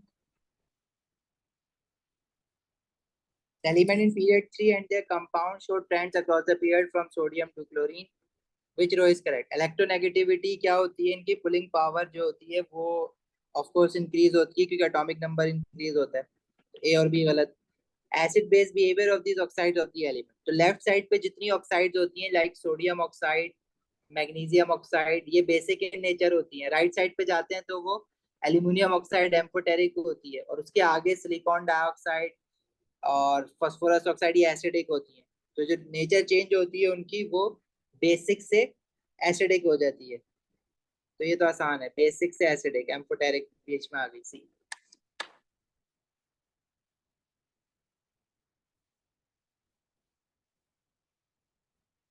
माविन बेटा, ये जो ऊपर वाला क्वेश्चन है ना, क्वेश्चन 17, इसमें वो कह रहा है कि पीरियड 3 के जो एलिमेंट्स हैं उनकी क्लोराइड की बात कर रहा है। पीरियड 3 में we have sodium, magnesium, aluminium, silicon, phosphorus, sulphur, chlorine. तो इनके बारे में हमने ये पढ़ा है कि इनको जब पानी में डालते हैं ना, जैसे सोडियम क्लोराइड को पानी में डालते हैं तो we get a neutral solution of pH 7। Magnesium chloride को वाटर में डिसॉल्व करते हैं तो we get a pH of 6.5। Aluminium chloride को पानी में डिसॉल्व करते हैं तो वी गेट एसिडिक पीएच 3.5 के आसपास। इसी तरह सिलिकॉन क्लोराइड को पानी में डालते हैं तो एसिडिक सोल्यूशन आता है, क्योंकि इनकी हाइड्रो, वो ये क्वेश्चन नहीं बनता था पेपर 2 में कि इनकी हाइड्रोलिसिस हो जाती है बाय वाटर। तो दिस कंफर्म दैट कि ये सिंपल कोवलेंट मॉलिक्यूल्स हैं और ये आपकी एसिडिक क्लोराइड्स हैं। अब इसने कहा है कि pH 12 आ रहा है डिसॉल्व करके, pH 12 तो नहीं आता ना इनमें से किसी भी क्लोराइड का, तो ये स्टेटमेंट जो है वो गलत लिखी हुई है। तो वो कह रहे हैं at least one of the recorded observation is incorrect. तो कौन सी इनकरेक्ट है? ये वाली pH 12 वाली। Otherwise if he was saying the compound was magnesium chloride, तो हाँ magnesium chloride white crystalline solid हो सकता है, लेकिन प्रॉब्लम ये है कि वो पानी में डिसॉल्व होकर pH 12 नहीं दे रहा ना। इसलिए इस हिसाब से मैं कोई सिलेक्ट ही नहीं कर सकता इनमें से, ना तो वो सोडियम क्लोराइड हो सकती है, फिर ना वो मैग्नीशियम क्लोराइड हो सकती है, ना वो एल्यूमिनियम क्लोराइड हो सकती है, ना वो सिलिकॉन क्लोराइड हो सकती है। तो इस हिसाब से कोई भी आंसर सही नहीं बन सकता, कोई भी क्लोराइड नहीं हो सकती पीरियड 3 की। तो इसलिए क्यों? क्योंकि उसमें से एक रिकॉर्डेड ऑब्जर्वेशन जो उसने लिखी हुई है वो इनकरेक्ट लिखी हुई है, इसलिए मैं कोई भी क्लोराइड चूज नहीं कर सकता। अब व्हाइट क्रिस्टलाइन सॉलिड तो सोडियम क्लोराइड भी होता है, मैग्नीशियम क्लोराइड भी होता है, तो उसकी बेसिस पे मैं डिसाइड नहीं कर सकता। मोस्ट प्रोबेबल आंसर यही है।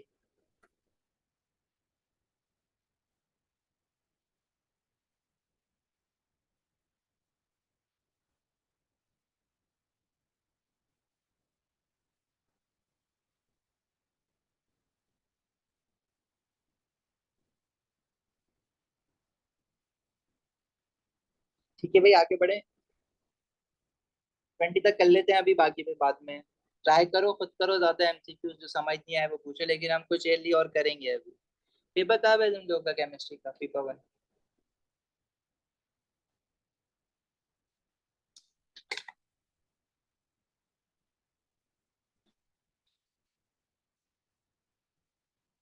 सेवेंथ को है, ठीक है। और बाकी फिजिक्स और बायो, और तो कोई पेपर नहीं बचा ना अभी, सारे सेवेंथ को है।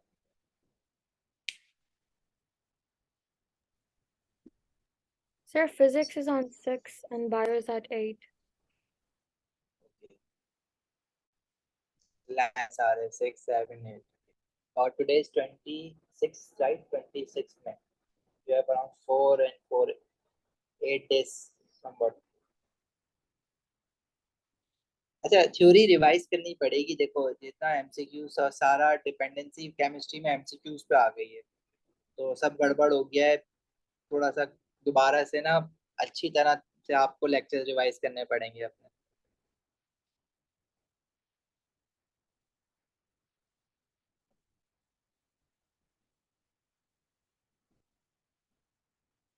और वैसे हम जब चैप्टर पढ़ते थे तो पेपर 1 ही ज्यादा करते थे, और यही रीजन होता है पेपर 1 मुश्किल होते हैं।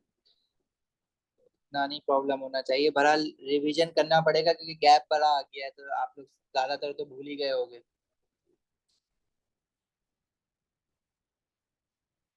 नहीं, साइन 10 पास पेपर्स नहीं, आप जो है तकरीबन 20 पास पेपर्स पेपर 1 के सॉल्व करोगे। 10 से नहीं काम बनेगा।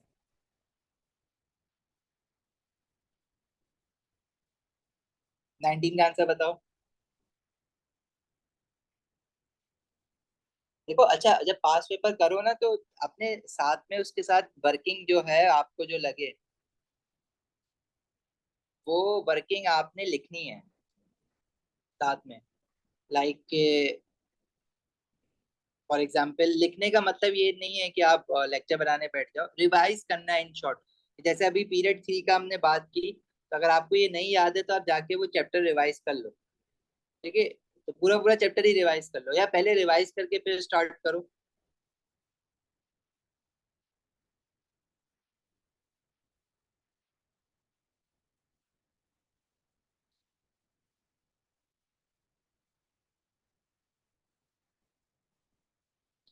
19 का आंसर डी है। Yes, the structure changes from giant molecular to simple molecular.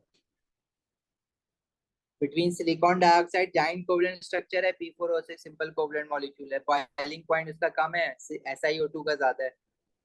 और 20 का आंसर, ये भी रिपीटेड ही है 20, देखा है बहुत बार पहले भी।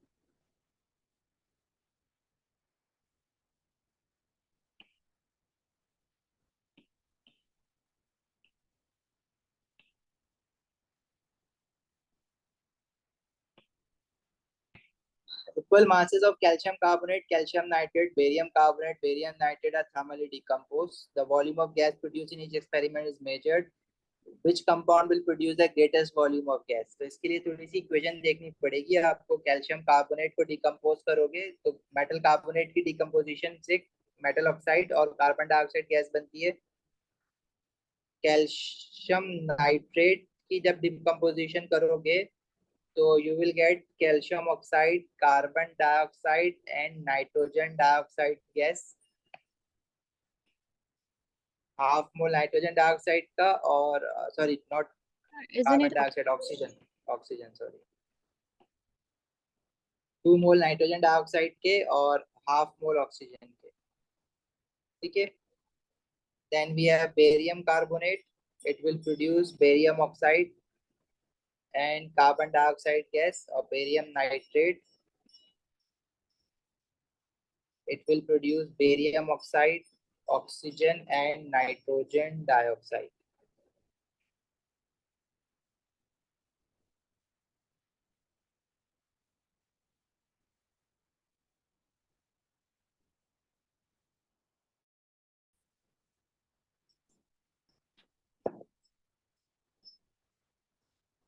अच्छा, ग्रेटेस्ट वॉल्यूम ऑफ ऑक्सीजन कौन, ग्रेटेस्ट वॉल्यूम ऑफ गैस की बात कर रहा है, तो उसके लिए देखो आपको इक्वल मासेस लिए हुए ना सबके। तो अगर मैं कैल्शियम कार्बोनेट की बात करूं तो उसके 1 मोल से 1 mole of carbon dioxide gas बन रही है।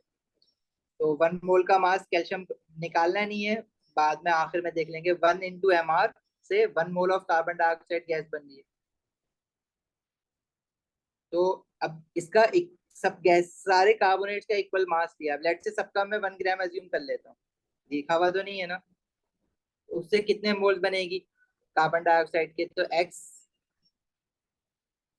Is equal to 1 into 1/mr। इसी तरह कैल्शियम नाइट्रेट का भी अगर मैं 1 ग्राम लूँ तो इसमें जो गैस के मोल बन रहे हैं वो हाफ और 2.5 मोल बन रहे हैं। तो 2.5 into 1/mr of calcium nitrate. सबके लिए ये इक्वेशन बनेगी। बस कार्बन डाइऑक्साइड जहाँ बन रही है तो वहां पे सिर्फ 1 मोल आएगा न्यूमरेटर में।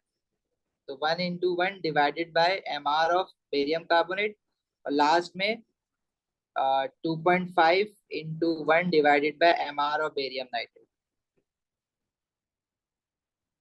अब इनके अगर आप चाहो तो mr निकाल के डिवाइड करके देख लो। जिसमें मोल्स ऑफ गैसेस ज्यादा बन रहा है तो ऑटोमेटिकली वॉल्यूम जो है वो ग्रेटेस्ट बनेगा। अब अगर मैं बेरियम का mr देखूं तो बेरियम का सॉरी एटॉमिक मास 56 होता है, जो कि काफी ज्यादा है एज कम्पेयर टू कैल्शियम। तो न्यूमरेटर में mr आ रहा है ना, तो अगर ये मैं निकालू ना भी और अगर थोड़ा सा दिमाग लगा लूं तो इसका mr बेरियम कार्बोनेट का तो काफी ज्यादा होगा दोनों जगह पे। सही है, तो डिनोमिनेटर बड़ा होगा तो ओवरऑल फ्रैक्शन छोटा ही बनेगा।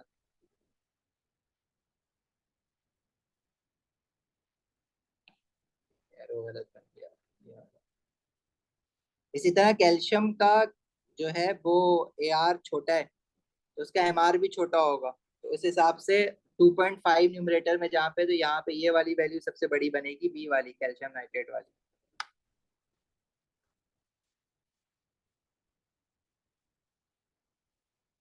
समझ आई बात? टाइम समझ आया तुम्हें?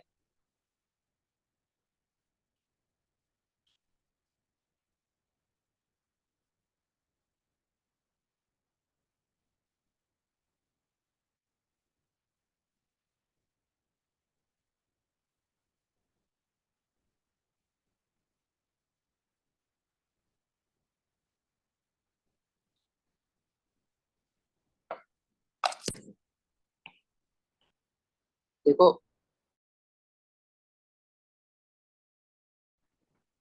हमारे पास जो फर्स्ट इक्वेशन है उसने ये तो नहीं बताया कि जो ये मेटल कार्बोनेट और मेटल नाइट्रेट है इनका मास कितना है, इक्वल मास है ना। तो इसकी जगह मैंने कहा चलो 1 ग्राम एज्यूम कर लेते हैं, सबका 1 1 ग्राम दिया हुआ है। तो as per stoichiometric equation 1 mole of calcium carbonate जो कि 1 into mr of calcium carbonate है, उससे कार्बन डाइऑक्साइड का अगर मैं वॉल्यूम पूछूं तो कितना बनेगा? 1 into 24 डेसीमीटर क्यूब।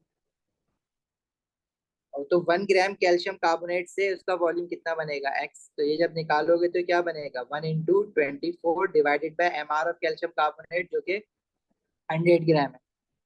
या तो इस तरह से सबको निकाल निकाल के देखो, या अगर थोड़ा दिमाग लगाओगे उस पर तो तुम्हें रियलाइज होगा।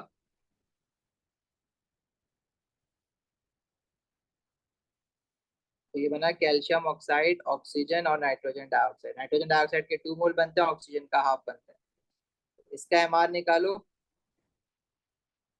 तो ये 2 पॉइंट दोनों गैसेस के साथ ही मिला लो ना, क्योंकि मल्टीप्लाई बाय 24 ही करना है दोनों को। इसकी 1 ग्राम से इसका कितना बनेगा? एक्स। ये हो जाएगा x into 1 into 2.5 into 24 divided by MR of calcium nitrate. इसी तरह पे बेरियम कार्बोनेट और बेरियम नाइट्रेट के लिए बनाओ इक्वेशन। तो इसको सॉल्व करो।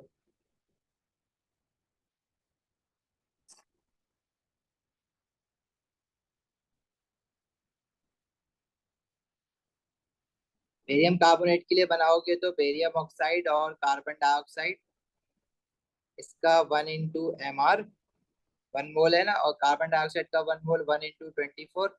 बेरियम कार्बोनेट का अगर मैं 1 ग्राम ले लूं, क्योंकि सबका ही 1 ग्राम लेना, इक्वल मासेस बोला हुआ है उसमें। 1 ग्राम आप 2 ग्राम लेना चाहो, सबका 2 ग्राम ले लो, डजेंट मैटर। एक्स हो जाएगा 24 into 1 divided by mr of क्या? Barium carbonate. अब मैं ये कह रहा था कि बेरियम कार्बोनेट का जो एमआर है वो कैल्शियम कार्बोनेट से ऑब्वियसली ज्यादा आएगा। ठीक है, तो अगर मैं कैल्शियम कार्बोनेट और बेरियम कार्बोनेट को कंसिडर करूं तो देखो पूरा फ्रैक्शन सेम है ना, 1 into 24 divide by M R, 1 into 24 divide by M R. Barium carbonate का mass MR obviously calcium carbonate से ज्यादा है, तो बेरियम कार्बोनेट तो कम ही प्रोड्यूस करेगा ना गैस का volume as compare to calcium carbonate. तो बेरियम कार्बोनेट तो मैंने हटा दो चाहो तो। सॉल्व ना भी करो तो मैं कह रहा हूँ कि बगैर सॉल्व करे अब आप निकालने बैठोगे एमआर तो और टाइम लगेगा, बगैर सॉल्व करे ये हो जाएगा। इसी तरह अगर मैं कैल्शियम बेरियम नाइट्रेट बनाता हूँ तो this would give me barium oxide, half mole of oxygen and 2 mole of nitrogen dioxide.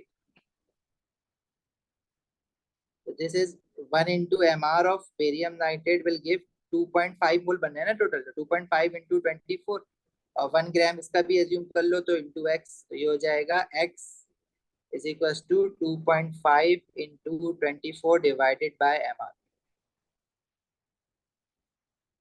तो अगर मैं बेरियम नाइट्रेट और कैल्शियम नाइट्रेट को कंसिडर करूं तो calcium nitrate will produce greater volume of gases। Reason क्योंकि उसका एमआर जो है वो छोटा होगा, डिनोमिनेटर में आएगा। बेरियम का एटॉमिक मास बड़ा है कैल्शियम से, बेरियम का एटॉमिक मास 137 है और कैल्शियम का 40 है, 40.1। तो मतलब बेरियम नाइट्रेट भी हटा दो ऑप्शन से, तो फिर इन दोनों को कैल्शियम कार्बोनेट और कैल्शियम नाइट्रेट को चाहो तो सॉल्व, उसको भी सॉल्व करने की जरूरत नहीं है तुम्हें, खुद ही आइडिया हो रहा है कि दोनों का जब कैल्शियम कार्बोनेट और कैल्शियम नाइट्रेट को देखोगे तो डिनोमिनेटर तो सेम है ना एमआर, सॉरी डिनोमिनेटर सेम नहीं है, एमआर डिफरेंट है इनका, तो एमआर निकाल के देख लो, सॉल्व करके देख लो। अब ऊपर कैल्शियम नाइट्रेट में ऊपर 2.5 भी आ रहा है तो ये ऑब्वियसली बड़ा हो जाएगा, इन दोनों में से सॉल्व करके देख लो, एमआर निकालो कैल्शियम कार्बोनेट का कैल्शियम नाइट्रेट का।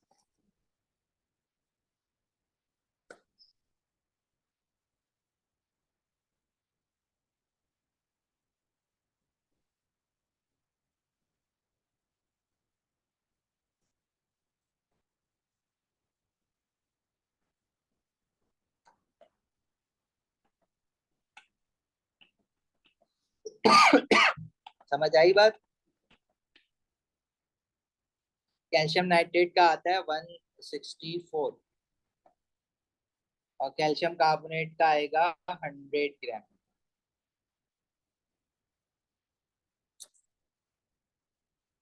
164 एंड 100।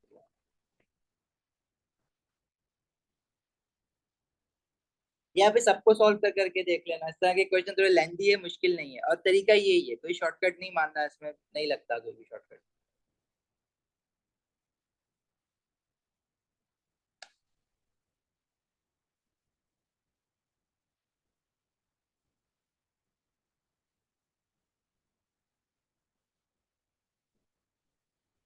ठीक है भाई, इस पेपर को यहाँ रोकते हैं। आप बाकी के इसके या तो हम कल जो है बाकी के क्वेश्चंस कर लेते हैं इसके, आप कोई और पेपर कर लेते हैं। रिवीजन करना पड़ेगा, ऐसे कुछ भी नहीं होगा, ऑर्गेनिक का और इनऑर्गेनिक का स्पेशली बहुत रिवीजन करना पड़ेगा तुम लोगों को। अल्लाह हाफिज sir. ओके, अल्लाह हाफिज।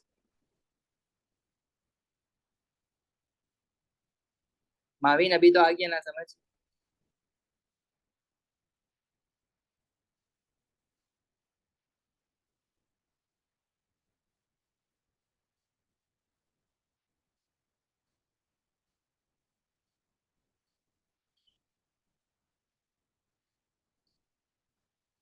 अल्लाह हाफिज।